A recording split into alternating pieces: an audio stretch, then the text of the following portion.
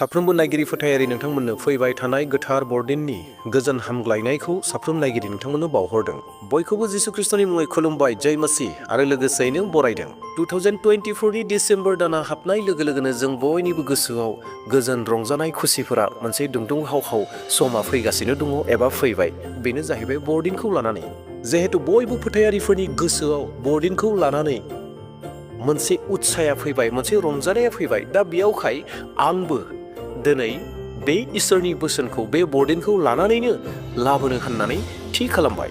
जि बरदिनखौ जों खुंनो थांगासिनो दङ, बे बरदिना जोंनि थाखाय मा बेसेबां गोनांथि, बेसेबां ख्रिस्टमासआ जोंनि थाखाय गोनांथि, बे बिसयाव आं बाथ्राखौ बुंनो थांगासिनो दङ। व्हाट इज द इम्परटेन्स अफ ख्रिस्टमास? गोथार बरदिननि गोनांथियालाय माथो? बे सोंलुखौ नोंथाङा माब्लाबा सानफेरदों ने एबा गावनि गोसोआव सोंदों ने, ख्रिस्टमासआ आंनि थाखाय मानो गोनांथि होननानै? नोंथाङा जुदि बे सोंलुखौ माब्लाबाबो जिउआव सानफेराखैमोनब्ला दिनै नैबे समाव बे बाथ्राखौ खोनानाय लोगो लोगोनो दान्दिसे सम सानदो। नांगौब्ला आंनि भिडिअखौ नोंथाङा दान्दिसे समनि थाखाय पज खालामनानै दोनदो। ख्रिस्टमासआ आंनि जिउआव मानो गोनांथि, बे बाथ्राखौ नोंथाङा गावनो सोंदो आरो दान्दिसे समनि थाखाय देहेन खालामदो।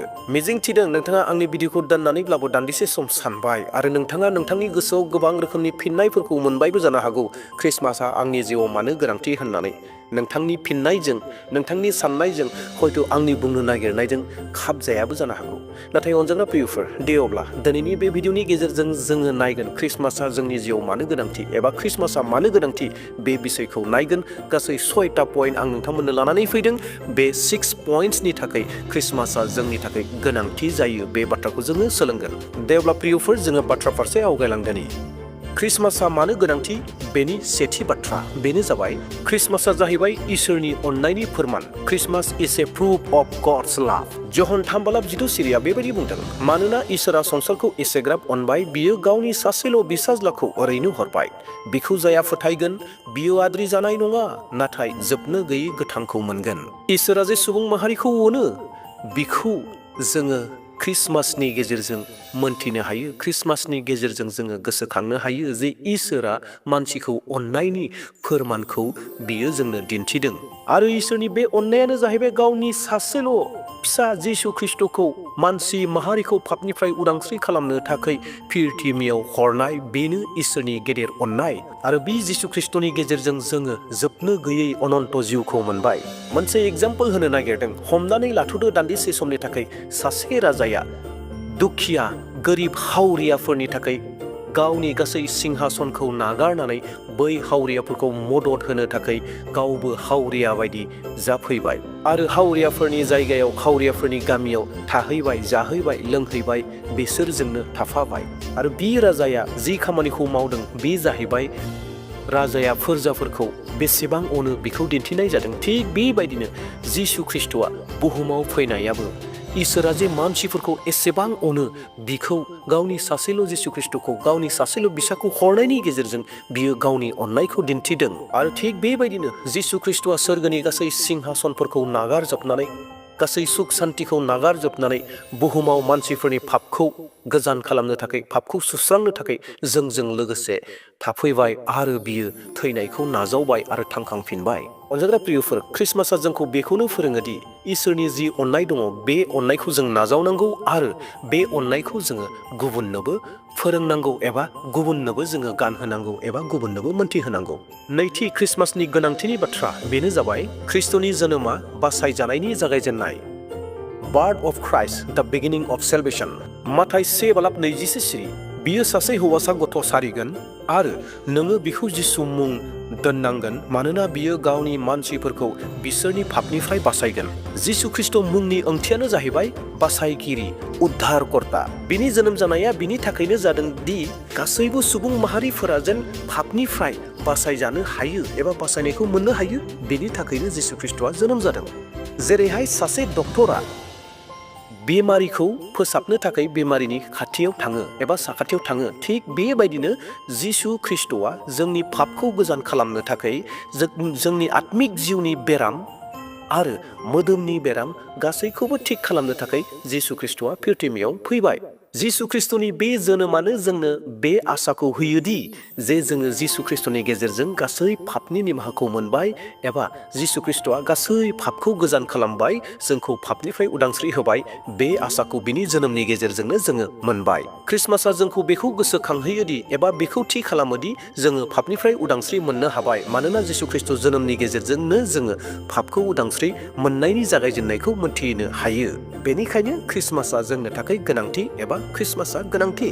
ख्रिस्टमासनि गोनांथिनि थामथि बाथ्रा बेनो जाबाय गुरै दद्र आरो सिबिनायनि रादाब। Message of humility and service.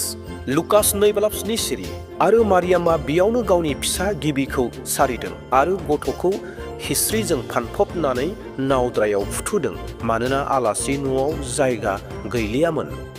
जिसु ख्रिस्टआ सोरगोनि राजा। बियो बुहुमाव साधारन मोनसे गलि न'आव जोनोम जाबाय एबा जोनोम लाबाय।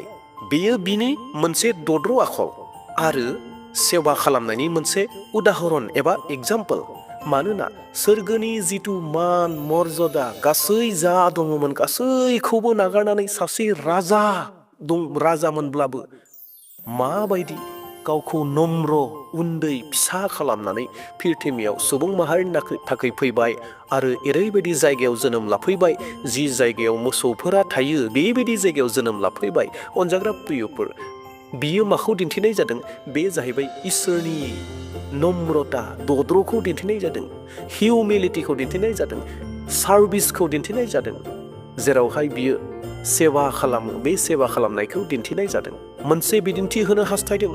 हमनानै लादो सासे धोनि मानसि दङमोन आरो बे धोनि मानसिया गावनि गासै धोन सम्पतिखौ गोरिब सुबुंफोरनो लागै दान होबाय एबा बाहायजोब्बाय आरो गावबो बिसोरजों लोगोसेनो थाबाय। आरो बेबायदि मावनायखौ सैथो सासे सेवा खालामग्रा होननानै जोङो बुङो। थिग बेबायदिनो जिसु ख्रिस्टआबो जोंनि थाखाय मावबाय। जेरै जिसु ख्रिस्टआ गावखौ नम्र खालामदोंमोन, सुबुं माहारिनि थाखाय सार्भिस होदोंमोन। ख्रिस्टमासआ जोंखौ बेखौ गोसोखांहोयो। जोंनियाव थानाय मानिजों, जोंनि हानाय मानिजों जोंबो जेन गुबुनखौ मदद खालामो, जों जेन गुबुनखौ सेवा खालामो, बिखौ ख्रिस्टमासआ जोंखौ गोसोखांहोयो। बेखायनो ख्रिस्टमासआ जोंनि थाखाय गोनांथि। ख्रिस्टमासनि गोनांथिनि ब्रैथि बाथ्रा बेनो जाबाय गोजोन रंजानायनि सम। A time of peace and joy. Lucas 2:14 सोरगोआव इसोरा महिमा गोनां जाथों आरो बुहुमाव बिखौ हामजानाय मानसिफोरहा सान्ति जाथों। अनजाग्रा प्रियफोर, जिसु ख्रिस्टनि जोनोमा सान्तिनि, गोजोननायनि, रंजानायनि रादाबखौ लानानै फैयो। आरो बे सान्तिया जोंनि मोदोमनि बाहेरनि सान्ति नङा। बे सान्तिया जाहैबाय हृदय, आन्तरिक, सिंनि सान्ति, आत्मिक जिउनि सान्ति, गोसो इसिंनि सान्ति। आरो बे अरायनि जोबनो गैयै गोजोननाय, जोबनो गैयै रंजानायखौ जोङो बबेनिफ्राय मोनदों? बे जाहैबाय जिसु ख्रिस्ट जोनोमनिफ्राय जोङो मोनथिनो हादों। मानोना इसोरनि बोसोना बेखौनो बुंदों, जाय व्यक्तिफोरा जिसु ख्रिस्टखौ नाजावगोन, जाय व्यक्तिफोरा जिसु ख्रिस्टखौ मोनथिबाय, बिसोरनियाव बे सान्तिया थागोन होननानै। जिहेतु जिसु ख्रिस्टनि जोनोमनि गेजेरजोंनो गोजोननाय, सुख सान्तिया फैदों आरो बे सुख सान्तिखौ साफ्रोमबो फोथायारिफोरा मोननो हाबाय। आरो बे मोननाय सुख सान्तिखौनो जोङो गुबुननोबो फोरोंनांगौ, गुबुननोबो मोनथिहोनांगौ आरो बे सुख सान्तिखौनो जोङो गुबुननोबो राननो नांगौ। बे बाथ्राखौ जोंनो ख्रिस्टमासआ मोनथिहोयो। बिनि थाखायनो ख्रिस्टमासआ जोंनो गोनांथि। ख्रिस्टमासनि गोनांथिनि बाथि बाथ्रा बेनो जाबाय गुबुनजों लोगोसे अननाय आरो गोसो गुवार जानानै राननाय। शेयारिं लाभ एन्ड जेनेरसिटी विथ आदार्स। 2 करिन्थियारि 9:7 साफ्रोमबो होनो गोसो जानाय बादि होथों, रावबो गोसोआव दुखु लानानै दाहोथों एबा होथारनांगौ होननानै दाहोथों, मानोना जाया रंजा बाजा होयो बिखौ इसोरा अनो। ख्रिस्टमासआ जाहैबाय होनाय आरो रानज्लायनायनि मोनसे सम। मानोना जिसु ख्रिस्टआ गावनो बुहुमाव फैनाया जोंनो लागै होनो थाखाय फैदों। दा बेयावहाय ख्रिस्टमासनि गेजेरजों जोङो बेखौ मोनथिनो हायोदि जोंबो गुबुनफोरनो होनो नांगौ, जोंबो गुबुनजों लोगोसे शेयार खालामलायनांगौ। जाय व्यक्तिफोरनो जिखौ गोनांथि जादों बै गोनांथि जानायफोरनो जोङो मदद होनो नांगौ। जिसु ख्रिस्टनि फैनायनि गेजेरजों जोङो खुसि, रंजानाय, सुख सान्ति गासैखौबो मोनदों। ख्रिस्टमासनि गेजेरजों जोंबो गुबुननो मदद होनायनि गेजेरजों, हेफाजाब होनायनि गेजेरजों बै सुख सान्तिखौ जोंबो राननो नांगौ। जोंनियाव थानाय जिथु धोन सम्पतिफोर दङ, बै धोन सम्पतिफोरजों जोङो हानायमानि मददखौ खालामनो नांगौ। दा ख्रिस्टमासआनो जाहैबाय होनाय रानज्लायनायनि बोथोर। दा बेयावहाय जोङो बेखौ खालामनो नांगौ आरो बिनिखायनो ख्रिस्टमासआ जोंनि थाखाय गोनांथि। ख्रिस्टमासनि गोनांथिनि द'थि बाथ्रा बेनो जाबाय इसोरजों लोगोसे व्यक्तिगत सोमोन्दो, पार्सनेल रिलेशनशिप विथ गड।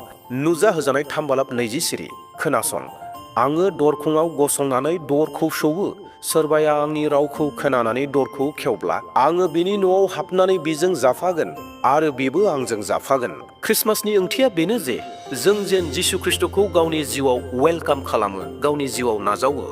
जेरैहाय जोङो सोरबा आलासिखौ एबा आलासिफोरखौ गावनि न'आव नाजावनो थाखाय जोंनि गावनि न'फोरखौ साखोन सिखोनै लाखियो एबा दोनो, थिग बेबायदिनो जोंनि हृदय एबा आत्माखौ जोङो गोथार खालामनांगौ।